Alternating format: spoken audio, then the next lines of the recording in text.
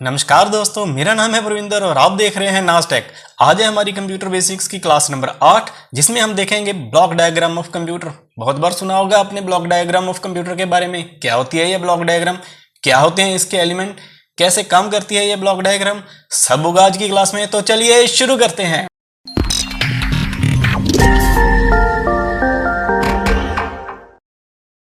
Welcome back दोस्तों, आज की क्लास है हमारी ब्लॉक डायग्राम ऑफ कंप्यूटर के बारे में। पिछली क्लास थी मेमोरी के बारे में, थोड़ी लंबी हो गई थी। आज की क्लास उतनी लंबी नहीं होगी, छोटी होने वाली है। ब्लॉक डायग्राम ऑफ कंप्यूटर क्या होता है, आपने बहुत बार सुना होगा कंप्यूटर की ब्लॉक डायग्राम के बारे में। बुक्स में पिक्स भी देखी होंगी, उसकी इमेजेस देखी होंगी, ऑनलाइन भी देखा होगा।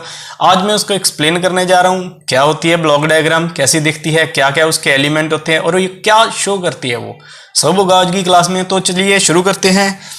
आज की क्लास है हमारी class number 8, block diagram of computer.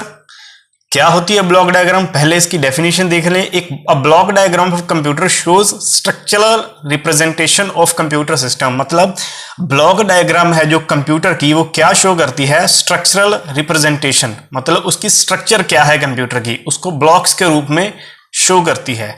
The block diagram gives us quick overview of working of computer from inputting data to getting desired output और रिजल्ट। मतलब ब्लॉक डायग्राम कंप्यूटर की है जो, वो हमें क्या देती है, गिव्स क्या देती है, क्विक ओवरव्यू, उसका एक इजी ओवरव्यू देती है कंप्यूटर का फ्रॉम वर्किंग ऑफ कंप्यूटर, कैसे कंप्यूटर काम करता है इस चीज का ओवरव्यू देती है।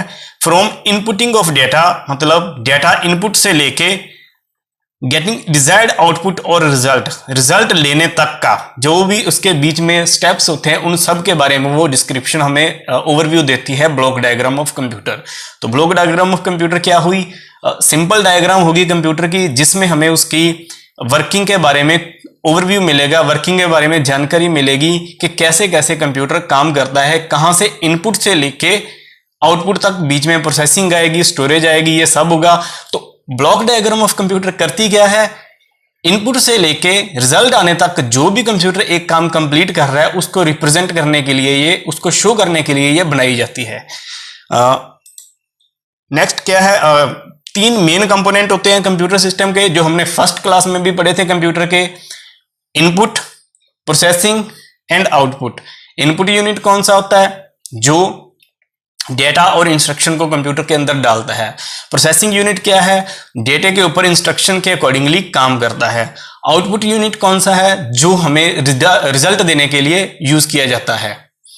इसके बारे में एक डिटेल्ड क्लास है, डिस्क्रिप्शन में उसका लिंक दे दूंगा, आप देख लीजिएगा। वैसे फर्स्ट क्लास है इस सीरीज की, आप चाहें तो डायरेक्टली जाके देख सकते हैं।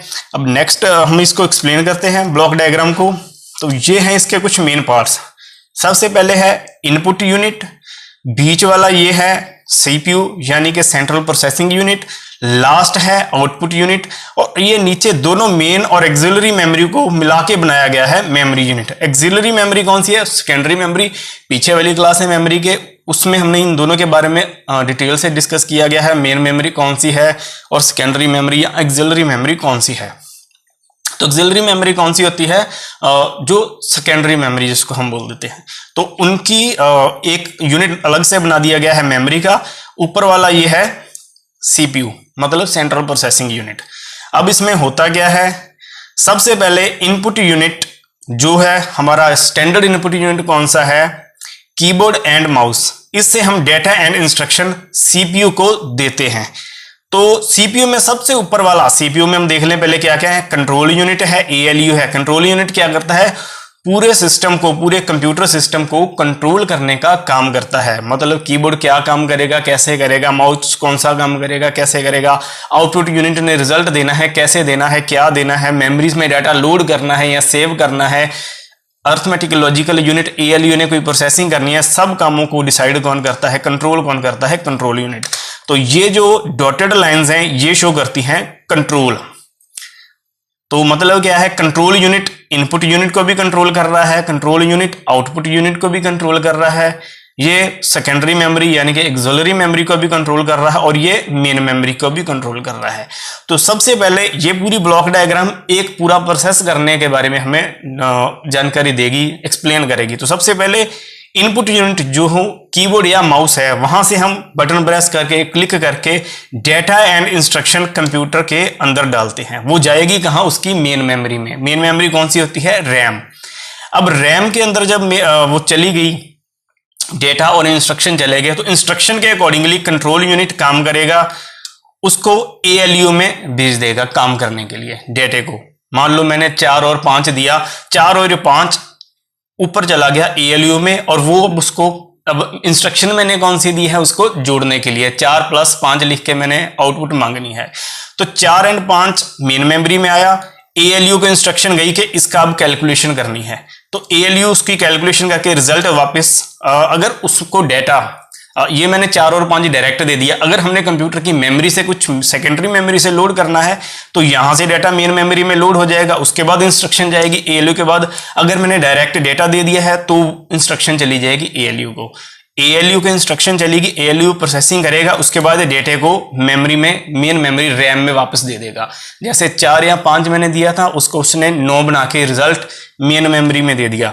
अब मेन मेमोरी में रिजल्ट रखने का कोई फायदा नहीं है, क्योंकि मेन मेमोरी के बारे में हमने पढ़ा था, जब तक इसको पावर सप्लाई मिलती रहती है तब तक इसके अंदर डेटा स्टोर रहता है, जब कंप्यूटर बंद होएगा वो डिलीट हो जाएगा। अब या तो उसको हम आउटपुट यूनिट में आउटपुट लेंगे, या उसको सेकेंडरी स्टोरेज में रिजल्ट को स्टोर कर देंगे। तो नेक्स्ट स्टेप क्या होता है?